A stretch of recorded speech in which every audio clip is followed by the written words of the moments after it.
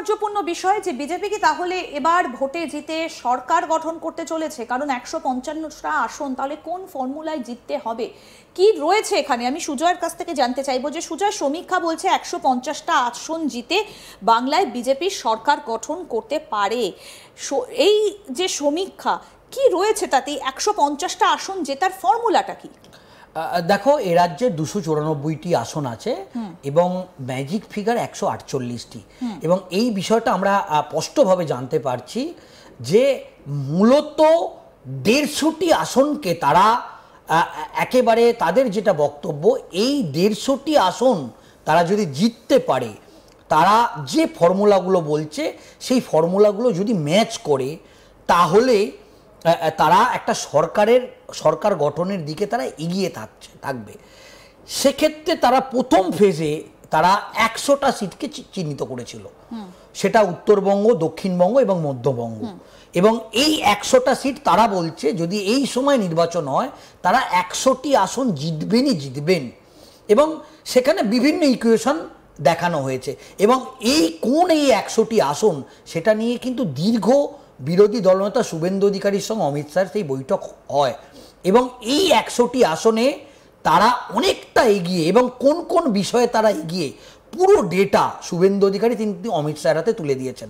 অমিত শাহকে আশ্বস্ত করেছেন যে যদি এই মুহূর্তে নির্বাচন হয়, তারা কিন্তু অলরেডি 100টা আসনে এগিয়ে আছেন। তার মধ্যে পূর্ব মেদিনীপুরের 15+ আসন তারা জিতবে, এবং উত্তরবঙ্গের তারা বেশ কিছু আসন বলেছে, উত্তরবঙ্গের অন্তত 50টি এরকম আসন বলা হয়েছে, এবং দক্ষিণবঙ্গেও তারা আরও বেশ কিছু আসন, সব মিলিয়ে 100টি আসনের একটা ছক দেয়া হয়েছে, এবং সেখানে বেশ কিছু ইকুয়েশন দেয়া হয়েছে। সেখানে মতুয়া সম্প্রদায়ের যেরকম ইকুয়েশন দেয়া হয়েছে, জঙ্গলমহলের আদিবাসী সম্প্রদায়, কারণ একটা সময় জঙ্গলমহলটা বিজেপির একটা দুর্গ ছিল, তো সেখানে অনেকভাবেই সেই জায়গাটা, কিন্তু সেই জায়গাগুলোতে তৃণমূল কংগ্রেস কিন্তু সংগঠনকে অত্যন্ত শক্তিশালী করেছে, বিজেপি অনেকটা পিছিয়ে পড়েছে উত্তরবঙ্গ থেকে, এবং সেই জায়গাগুলোকে কিভাবে রিকভারি করা যায়, এবং তিনি বিভিন্ন ফর্মুলা দেখিয়েছে। তো এখন আমরা যেটা জানতে পাচ্ছি যে দিল্লির কেন্দ্রীয় নেতৃত্ব যে সমীক্ষা দিল্লি থেকে করেছিল, সেখানে তারা একটা 150টি আসন তারা 3-4টে ধাপ করেছে। সেই প্রথম ধাপ, দ্বিতীয় ধাপ, তৃতীয় ধাপ, এবং এই 3-4টে ধাপে এই 150 সিটকে তুলে ধরা হয়েছে। এবং এটা বলা হচ্ছে যে যদি এই 150 সিটকে যে ইকুয়েশনে তারা কোনো যেমন আসন, এরকম বেশ কিছু আসন দেখানো হয়েছে যেখানে সংখ্যালঘু ভোট ফ্যাক্টরি নয়, যেখানে হিন্দু অধ্যুষিত এলাকা, যেখানে দেখা যাচ্ছে যে 70% বা তার বেশি, দেখা যাচ্ছে 80% বা 90% হিন্দু ভোট আছে। এবং যেহেতু শুভেন্দু অধিকারী বিরোধী দলনেতা একেবারে হিন্দু ভোটের উপরই ভরসা করতে চাইছে, কিন্তু একটা জিনিস বলো সুজয়, সেটা হচ্ছে একদম সবকিছু তো প্ল্যাটারে করে সাজিয়ে দেওয়া হচ্ছে, সমীক্ষা করে দিচ্ছেন কেন্দ্রীয় নেতারা, অমিত শাহ আসছেন, এমনকি এ খবরও তুমি দিয়েছো যে এখানে দপ্তরও বসিয়ে দেওয়া হতে পারে, একটা মিনিস্ট্রি এখানে বসিয়ে দেওয়া হলো, সমস্ত কাজকর্ম এখান থেকে হবে, নরেন্দ্র মোদীকে যখন ডাকা হবে তখন আসবে। তাহলে শুভেন্দু অধিকারী করছেনটা কি? দেখো, বিজেপির কেন্দ্রীয় নেতৃত্ব তাদের যেটা বক্তব্য, তারা 2026-এর কোনো রকম রিস্ক তারা নিতে চাইছে না, কারণ 2021-এ যেটা দেখা যাচ্ছে যে 200 আসনের যে টার্গেট তাদেরকে দেয়া হয়েছিল, এবং আমরা দেখেছিলাম যে এই 200 আসন তারা বলেছিল যে তারা 200 আসন পাবেই, এবং কিন্তু শেষ পর্যন্ত যেটা দেখা যাচ্ছে যে এই 200 আসন তারা পায়নি, তারা 77টি আসনই বলা যেতে পারে তাদের থামতে হয়েছিল। তো সেক্ষেত্রে এবার কোনোভাবেই, মানে সব রকমভাবেই কিন্তু বিজেপির কেন্দ্রীয় নেতৃত্ব তারা পশ্চিমবঙ্গকেই তারা ডেস্টিনেশন করছে, পশ্চিমবঙ্গকেই তারা পাখির চোখ করছে।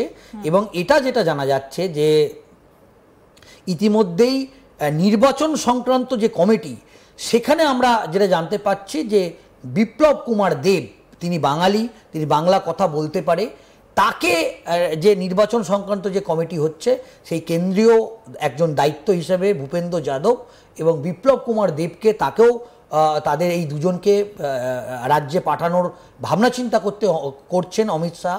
এবং এটাও জানা যাচ্ছে যে তারা ইতিমধ্যেই বেশ কিছু বিষয়ে তারা খুঁটিয়ে দেখেছেন এবং খুঁটিয়ে দেখে তাদের 4-5টা ধাপে বিভিন্ন পদ্ধতিতে তারা ভাগ করেছেন এবং বিভিন্ন ইকুয়েশন তারা দিয়েছেন। যেমন উত্তরবঙ্গের ক্ষেত্রে তারা বেশ কিছু আসনকে, যে 50টি আসন তারা চিহ্নিত করেছেন, তার মধ্যে এরকম বলা হচ্ছে যে 2021 থেকে 2024 একবারও যে আসনগুলো হারেনি সেগুলোকে একেবারে প্রথম তালিকায় রাখা হয়েছে প্রথম ধাপে।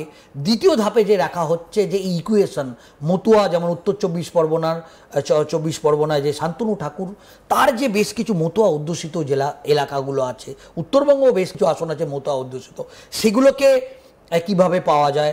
রাজবংশী ভোট, সেটাও একটা অন্যতম উত্তরবঙ্গে বড় ফ্যাক্টর, আমরা জানি।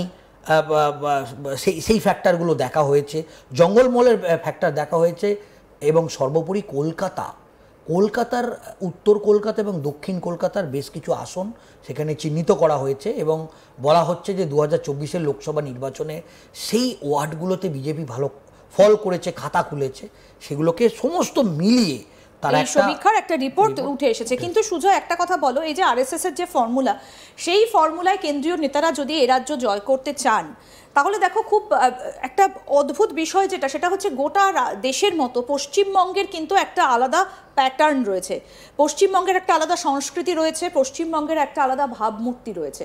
সুতরাং এখন প্রশ্ন হচ্ছে আরএসএস এর স্টাইলে বা আরএসএস এর যে শাখাগুলো রয়েছে সেইভাবে কি এ রাজ্য জয় করাটা সহজ হবে? কারণ তাহলে তো সেই একটা অবাঙালি কনসেপ্ট, একটা অবাঙালি ভাবনা, সেটা কি ওয়েস্ট বেঙ্গলের মানুষ নেবেন? পশ্চিমবঙ্গের মানুষ কি সেটা নেবেন? এটা একটা খুব অত্যন্ত গুরুত্বপূর্ণ প্রশ্ন তুমি করলে, একেবারে তাই। দেখো, এখনো পর্যন্ত যদি আমরা নজর রাখি, গো বলয়ের যে ফরম্যাট বা যে ফর্মুলা, সেটা কিন্তু পশ্চিমবঙ্গে কোনোভাবেই কাজ করছে না। কিংবা আমি মহারাষ্ট্রের দিকেও যদি যাই, মহারাষ্ট্র নাগপুরের যে ফর্মুলা, সেটাও কি এ রাজ্যে কাজ করবে? না, একেবারেই না, একেবারেই তাই। দেখো, বাঙালিরা এবং বাংলাটা, এটা কিন্তু বিজেপি অনেকভাবে চেষ্টা করছে এবং এই গো বলয়ের মডেল, তোমাকে যদি গুজরাটের মডেল, উত্তরপ্রদেশের মডেল, রাজস্থানের মডেল, মধ্যপ্রদেশের মডেল, এটা কাজ করছে না। কিন্তু অন্যদিকে বিজেপির কেন্দ্রীয় নেতৃত্ব ইতিমধ্যে একটা প্রশ্নচিহ্ন তৈরি করছে, যদি ত্রিপুরাতে এই মডেল কাজ করে তাহলে বাংলায় নয় কেন? কিন্তু সেক্ষেত্রে পশ্চিমবঙ্গের যে ফরম্যাট বা যে ফর্মুলা, সেখানে কিছু অদল বদল করার কথা বিজেপির কেন্দ্রীয় নেতৃত্ব ভাবছে। দেখো, যে পরিমাণ দিল্লি থেকে নেতাদের পশ্চিমবঙ্গে 2021 উড়িয়ে নিয়ে আসা হয়েছিল, একেবারে দিল্লি পুরোপুরিভাবে দখল করেছিল, এই মডেলটা কিন্তু হবে না। অবশ্যই দিল্লির নেতারা নজরদারি করবে, কিন্তু বাংলার নেতাদের বাংলাকে বেশি গুরুত্ব দিতে হবে। এবং কেন্দ্রীয় নেতৃত্ব কিন্তু এটা একটা প্রশ্ন করছে। দেখো, দিল্লির ক্ষেত্রে আমরা দেখেছি যে অরবিন্দ কেজরিওয়াল, তার অত্যন্ত জনপ্রিয়তা এবং তার অত্যন্ত বিভিন্ন যে প্রকল্পগুলো, সেটাকেও কিন্তু ফেল করেছে